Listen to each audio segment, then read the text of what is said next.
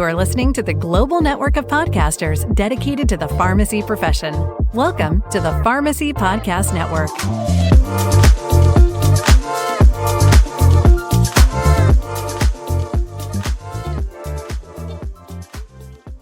Hello pharmacists, I'm Katrina Azer, a busy mom, pharmacist, board member, writer, podcaster and CEO of the Australasian Precision Medicine Academy, where I teach pharmacists and doctors how to bring pharmacogenomics to their practices. But you know what? It wasn't that long ago that I lacked the confidence and clarity to focus on growing my pharmacy career. Fast forward a few years and many failed attempts, and you'll see the pharmacy career I have today. One that gives me more freedom and fulfillment than I ever thought possible. One that only existed in my daydreams. So I created the PharmXcel podcast to help give you, my dear pharmacist friends, simple and actionable insights to excel in your pharmacy career too. Insights that are not only clinically relevant, but that will grow your mindset and help you see past the four walls of the status quo of pharmacy practice. So, if you're an ambitious pharmacist who's ready to excel in your pharmacy career, you're in the right place, friend. Let's get started.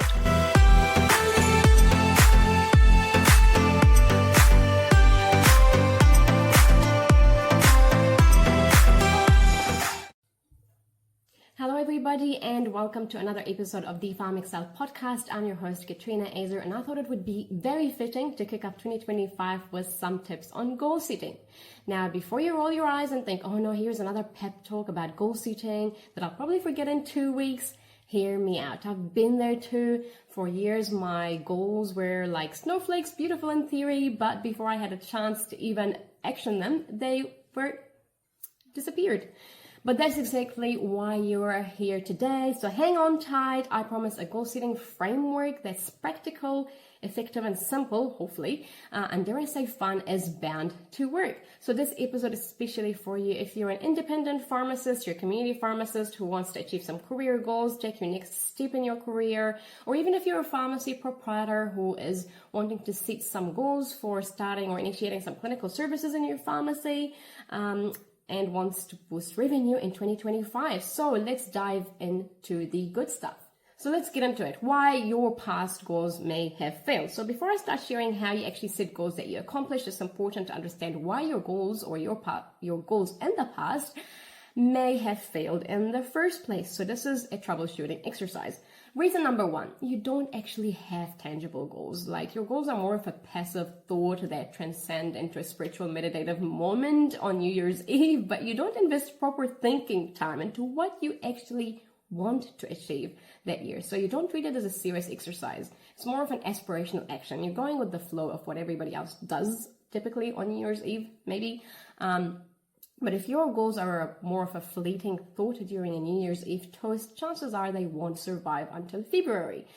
Goals need focused attention, not just a let's go get into the flow sort of mindset or exercise. Reason number two, if you do have goals, you don't write them down. So you may be serious about your goals and all, but you have them in your head. So the average human being actually has around 6,000 thoughts per day. So if you think carrying your goals in your head and remembering them 24/7, you're probably dreaming. Firstly, writing them down makes them more realistic. They sound more attainable to you. And, you can tweak them. You can think, oh yeah, this sounds like something I can achieve in a year, or maybe not. So writing them down is really important. And reason number three, and the final reason, is when you do write them down, if you do, you don't actually look at them. You write them down on New Year's Eve, you stick them on that piece of paper where your desk is or wherever, as a note on your phone, or even as a screensaver background. But let's face it, we really get used to those screensaver backgrounds on our laptops and we really never look at them. So it becomes just part of the, scenery, part of the screensaver, part of our, regular kind of workday, but we don't actually spend the time to look at them. And I'll show you how or what I mean by looking at them every day in a moment. But let's be real here. 99% of the time, we don't look at our goals again if we do write them down, and that's probably why they don't work, because when we don't look at them, we don't remember them. So here is a framework that actually works. Let's get into the goal troubleshooting. This is the framework that quadrupled my income in 2024. I launched my PGX Academy, and it made me an internationally recognized pharmacy writer. Yes, Google now considers me a public figure because my content is so prolific. Bragging moment over. This is how I launched an internationally acclaimed pharmacogenomics academy that graduated 50 pharmacists and doctors in 2024, and I became an international prolific writer across US, Canada, New Zealand, Australia. Trust me, there is no magic to achieving this. You just set goals and achieve them. And I'm sure you are fully capable of achieving great things. I am no extraordinary person. All you need is to only take the exercise or goal setting exercise a little bit more seriously. So here is my secret recipe, which I have implemented in 2023 and 2024. It only gets better every year. So here is my final version, which I worked on this year. So step number 1, get yourself a physical diary. By the way, if you're listening to this by sound only on a podcast channel, please do visit my PharmXcel YouTube channel, which I will link to in the episode show notes. And I kicked it off at the end of last year, but I'm hoping to make it better this year. But anyway, please do watch the video for this episode because I have some B-rolls that show you, exactly what I did, my diary, how I set up the exercise, what I did, what I wrote down and so on. But yeah, the video version is a lot cooler than the sound version. Anyway, so here is my physical diary, and look, you don't need a fancy leather-bound $100 diary. Like, if it's going to make you feel better about the exercise, then go for it. But this is just an $8 diary. So when I chose my diary, it was more about the sections that were available in the diary, like what it allowed me to do, rather than just being another white lined pieces of paper. And that's what mattered to me, because I wanted it to be a tool to help me achieve my goals. And I'm a big fan of tick boxes or check boxes in my diary. So you can see here, and I'll show you in another week. So, this is kind of what it looks like. So there's like a week page in 7 days, and then there is like your to-do list, your weekly goals, any notes, and your weekly habits, and whether you're achieving them or not. So that's why I thought this was pretty cool. And look, you may be happy doing or using a phone app for this exercise, but I failed miserably using my phone as a goal-setting kind of tool. It was just too distracting. Apps are a distraction vortex, truth. I'd go to check my diary app or my goal-setting app, and 45 minutes later, I'm deep in cat videos and Amazon shopping carts. So yeah, I have borderline ADHD, so it just did not work for me. A simple $8 notebook did a trade for me the last couple of years, so it does work, and it works wonders. So plus, you can also relive the joy of office supplies and get to use pen and paper in a day and age where we don't use pen and paper a lot anymore. So get yourself a physical diary is the point, because it works better than an app on your phone. Step number 2, reflect and plan. Think about what goals you want to achieve. Now, here's the mistake that most people make. They are hoping they can somehow capture their ambitious endeavors for the year in one sentence and dream of achieving it. That doesn't work. So find a few hours in a day. So usually I take the 29th and 30th of December. So this is when I set aside about 6 to 7 hours over those 2 days. And I take this exercise very seriously because my entire year depends on it. So it wasn't as simple as just writing down goals. This was an exercise that I did over 2 days. And trust me, the time is well invested. So I sit down somewhere where I'm likely to be inspired. I don't know, your garden, whatever, with some good music on. And I'm obsessed with office supplies, as you can see. So yeah, I get all my favorite pens and highlighters and stationery and make it fun. So I unleash my inner child. And by the way, if you are taking notes while you are listening to this, you don't need to, because I have made available a checklist that you can tick off or use to set your goals. And you can find the link to download this checklist in the episode show notes. So back to setting aside some time to achieving my goals. So I set aside time to do it, as I said earlier, and you might have noticed I further add inspiration to this exercise by having a quote for the year. So this could be something that you come across in a book or a podcast that inspired you. It's like my motto for the year. And I like to put my favorite Bible verse, which is, I know the plans I have for you. Anyway, we all have favorite verses. Please do plug in one. Just, every time I open my diary and flick the pages, I come across it and it reminds me of my purpose for that year. So yeah. Step number 3, break goals into categories. So rather than thinking of a goal, I actually have 5 goals. It is much easier to think about it this way because you're not lost in the giant maze of, oh God, what do I want to achieve this year? Like, you see, that's why we don't achieve them in the first place, because there's so much involved in the word goal. It is impossible to encapsulate everything you want to achieve and all your aspirations into a single sentence, like no matter how long it is. So here's the trick. Don't lump all your aspirations into one nebulous statement. Divide them into categories. So I break down my goals into physical or health goals, mental growth goals or mindset goals, spiritual goals, financial goals, and social or relationship goals. And look, these aren't meant to be written as a final outcome. So when you write down a goal, it's not like, I want to be fit by the end of 2025. This is not how I set my goals. Meaning, like, if I'm talking about mental growth, you don't want to write like, be Einstein by the end of 2025 or be smarter. Like, what the heck does that mean? How is this achievable? So remember the acronym SMART, which is specific, measurable, attainable, relevant, I call it realistic, and time-bound goals. So this is where you can use this acronym to really make your goals achievable. So for example, if I'm going to talk about physical or health goals, I would replace getting healthy by exercise for 30 minutes daily at 1 p.m. See how I've specified the time and specified when I'm going to achieve that goal? And look, I'm not saying, copy this framework exactly, but just be really, really realistic. Don't put exercise for 2 hours. If you're going to talk about mental or mindset growth goals, listen to one podcast or read for an hour a day or 2. This is what I have. So listen to the podcast while driving, cooking, or exercising, and then read for 1 hour a day at 7 p.m., for example. So just make sure you specify when and where you're going to achieve that goal. By doing so, you are reducing the friction because you are not you don't need to think about when you're going to do it. You're not investing energy and decision making. You just make it, that at this time you are going to do such activity.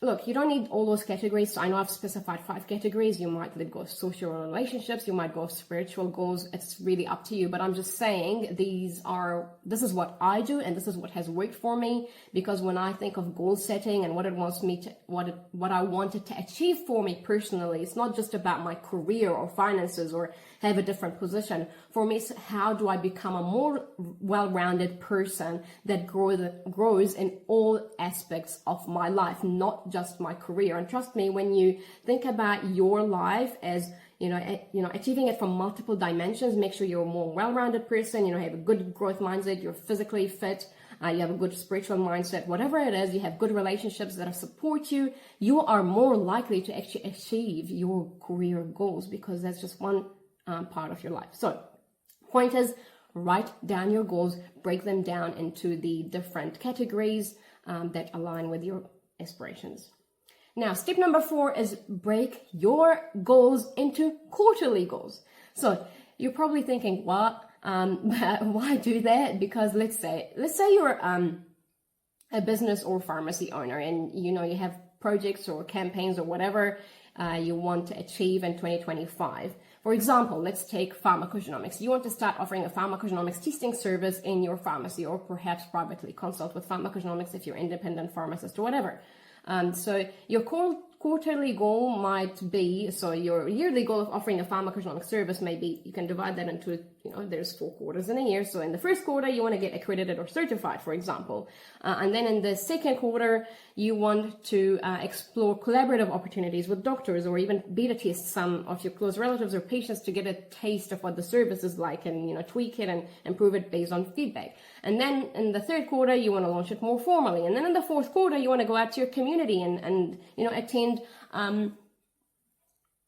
fairs, or offer educational evenings about your service. How are you actually going to grow your service?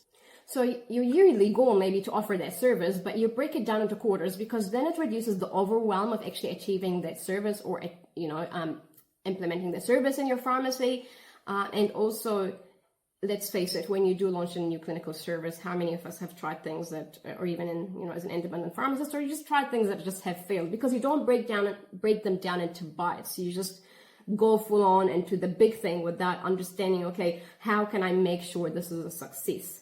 How can I break it down and take my time in implementing it to make sure that I launch it properly? Let's take another exercise or another example of something I'm working on, which I'm also going to link in the episode show notes, because this is a very big event that I'm working on with the Pharmacy Podcast Network. We're launching a full-on pharmacoeconomics event for pharmacists who have no idea what pharmacoeconomics is, or even if you're a pharmacist who knows what pharmacoeconomics is but wants to enhance your services. I'm bringing industry experts from all over the world to talk to you about how to implement pharmacoeconomics in your pharmacy. It is going to be an actionable event, so you'll attend the event, and at the end you'll know exactly what to do and how to bring a pharmacoeconomic service to your pharmacy, or if you're an independent pharmacist, or if you're a pharmacist working in collaborative care, wherever you're setting, you will have all the tools and knowledge required. And it's really for those people, especially if you don't want to invest in a certification, which takes 20 hours or 12 weeks or whatever. You just want to understand how to bring the service to your pharmacy or as an independent pharmacist. Anyway, so if I'm going to talk about that project, it is going to be delivered. The event is on the 12th of April. So I had to break it down into quarterly goals. So in the first quarter, I am working on start emailing the speakers and getting my platform, deciding on what platform I'm doing, my promotional calendar and so on. And then in the second quarter, I work on actually actioning those actions from the previous quarter. So all my kind of background work to make the event a success is in the first quarter, which is January, February, March, and then in the second quarter, but it's only like a few weeks into that I actually start actioning or making sure we have, people sign up to the event and so on. But anyway, the point is you just want to break down your goals into quarterly goals. For example, if you're going to take physical or health or exercise, how can you break that down into quarterly goal? Well, in the first quarter, you could just focus on, 15 minutes of exercise per day. And then in the second quarter, you can make it 30 minutes, and then in the third quarter you can make it 45 minutes, and then by the fourth quarter you could do an hour of exercise. So see how breaking it down, if you think about exercising, 15 minutes is a lot more digestible than 1 hour, especially if you're going from couch to exercise. So yeah, breaking it down into quarterly goals make it a lot more achievable and a lot more attainable. Remember, SMART goals.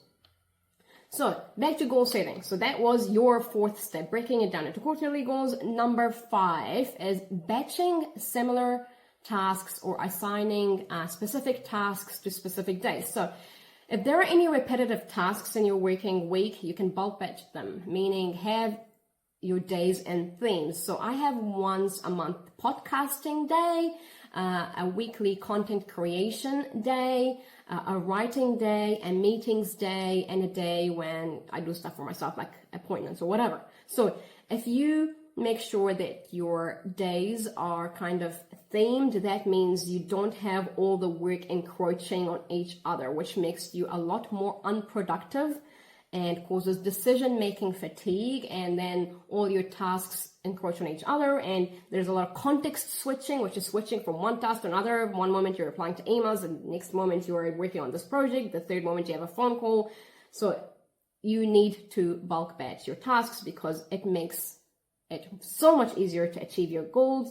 By the end of the day, for example, yesterday I did not achieve one of my goals because I had a lot of tasks, but I didn't group them. This was the one day I didn't group my tasks, and I found myself context switching so much that I was really frustrated with myself because it felt like I didn't achieve anything yesterday, but I actually did achieve a lot. So when I sat down with myself, I looked at my diary, I remembered what I did the whole day. I was like, actually, I did about 10, I achieved about 10 or 11 things, but it's just because I didn't bulk batch them. It felt like I was scattered and I didn't achieve anything. So it's really important to bulk batch your tasks. And the other thing is having a top 3 priorities for every week. So every week I have 3 top priorities that I work on for that week based on my goals or projects that I set for that quarter. And by reducing context switching and having those priorities, which I make sure I align my to-do list every day with those 3 priorities for the week, I gain focus and efficiency. Step number 6, undertake weekly and daily reviews. So every week I assign myself the 3 main goals that I talked about earlier that align with my quarterly goals. And I got this actually from an influencer called Ali Abdul. He's a really cool productivity guru. And it's like a way to remain accountable. So I undertake a weekly review. At the end of every week, I answer the question, did I achieve my top 3 goals for that week? And how am I going or aligning with my quarterly goals? And every morning, to help me achieve those goals, I have a morning manifesto, which is today, what do I want to achieve? Or today, I want to achieve X, Y, Z. And I write just one simple sentence. Today, I want to complete my newsletters for blah, blah, blah. Today, I want to have my promo calendar ready. Whatever it is, I write that down. So that's my morning manifesto for the morning. And I also make sure at the end of the day, I kind of tick it as a done exercise or think, okay, I didn't achieve that for the day. I'll carry it on to tomorrow, but why I didn't achieve it. I have also another tip here is having a focus log. And I know this sounds a bit overboard, but because I get easily distracted, I set myself a timer, say I want to achieve this task in like 20 minutes. And I set myself a timer. And if I don't achieve that and I stop the timer because I got distracted by something else, I come back and I'm like, oh God, what was I doing for that 20 minutes? So it's kind of like a guilt instilling exercise because when I look at it and think, oh, why did I not do that? Why am I so distracted? It kind of keeps me on track. So having a focus log, which is saying I worked on a task, especially if you're someone who works with projects and stuff like that, or, you want to achieve a project, you want to start a side gig and you keep getting distracted and saying you have no time, whatever it is, it's really cool to just have time blocks set aside, whether it's during the week or the weekend for that specific task. Having a timer, telling yourself, I'm going to do this task in 3 hours. That's it. All I have is 3 hours. So this is what I do with my project. This is how I achieve or get stuff done, is I just have a time limit on my goals. If there is out of the top 3 goals for the week, goal number 1, I'm going to do it on Tuesday. I'm going to have a time block for that goal for 3 hours and I'm going to achieve it in that time. This is how you get stuff done. So look, it's easy to, get distracted and so on, but trust me, having those goals and writing them down, having your quarterly goals, writing your top 3 priorities, having your morning manifesto, reviewing at the end of the day is so helpful because this is how you stay on track. I know it sounds like a really tedious exercise and a lot of writing, but trust me, it really doesn't take that long. It might take you a little bit longer the first few weeks, but you get the hang of it. Step number 7 is obviously build habits with structure. So write down your full day routine, including all your daily tasks, either in a page towards the beginning. So if I look at my diary here, I have my workday routine. So yeah, it is very long and elaborate, but I am a big fan, as you've seen, of setting SMART goals. So I write everything down to the littlest detail. So I had that at the beginning of the diary because it keeps me on track. I look at it all the time. I know what I need to achieve at what time. And that's when you can use your phone or alarms on your phone to remind you of your tasks or of your working routine. And here's a really cool thing about this diary is like every day, if you can find a diary that every day it kind of has a tick box exercise. So like I can list down my habits here and I can tick along the weeks of the day when I have achieved them or not. So it's for those 5 goals and those different aspects of my life, so personal, spiritual, mindset, relationships, and social, and so on. I write them down on the left, and then I can tick if I have achieved them every day of the week. So again, this is an exercise that makes me feel, oh, why did I not do it this day? Oh my God, I missed 2 days in a row. So, you don't want to miss days. So remember, the 2-day rule is that avoid at all costs, unless you have extraneous circumstances. Don't miss 2 days in a row because then you tip the balance towards not forming that habit. So missing 1 day is okay. Missing 2 days, you're starting to kind of lose momentum and you start tipping that balance towards not achieving or not building a habit, and then you lose motivation and then your goals go out the window. So yeah, you don't want that. So have an accountability partner if you want. If you can't keep yourself accountable by kind of something similar to this, writing it down every day, reflecting, reviewing, and so on, then have an accountability partner who can hold you accountable for your goals. And look, hey, if that happens and you lose momentum, just get back up again. Don't give in. We all have moments when no matter what, we can't get ourselves to do stuff, okay? So I have moments like that too, because we're all human. So just get back up again and get on track. And finally, step number 8 is pick your theme for the year. And what would be really cool is choosing a word for the year. So I actually have 3 for this year. So collaboration, focusing on working with others that have similar goals to me, and making sure my goals are fun and fulfilling, making sure I do stuff that aligns with my bigger goals, what I want to achieve in my career and my life, and just ensuring that the things I do are fun and fulfilling. So writing is something that I started off as just a hobby, and now it's become a paid job for me, but it's something that I truly enjoy. So I'm just making sure, I know sometimes we have career paths that we don't necessarily enjoy, but making sure that wherever possible, find that fun in your career, or create it if you have to, start a hobby, and make sure you have time for it, and so on. So there you go. Hopefully now you can think of your goals and making them tangible by breaking them down into those categories. Make sure you have them, make sure you write them down, make sure you look at them every week and every day, or review them, as we said. Because when you review that your goals are aligning with your, larger life or larger career or whatever on a weekly and daily basis, it just helps to keep you in check. You're aligning with your life's purpose. And so there you have it. It's a roadmap for effective goal setting. So yeah, remember, success isn't about perfection. It's about persistence. And hey, if you stumble, just get back up and keep going. We're all human after all. That happens to me more often than you think. So I hope that you found this episode helpful. Please don't forget to download the goal setting checklist, which will be very helpful because it will summarize everything I've talked about in this podcast, all the actions that you take, the 8 steps, how to achieve them, and so on. Print it, have it somewhere to help you with this exercise. It's not too late. It's only the 4th of January when I'm recording this. You have a whole year still available for you to achieve your goals. It's not too late to get some goal setting done. Just create time this weekend, set aside some time, even if it's a few hours, have some good music, get yourself a physical diary, get some stationery going, and get into the spirit of setting some goals that you actually achieve in 2025.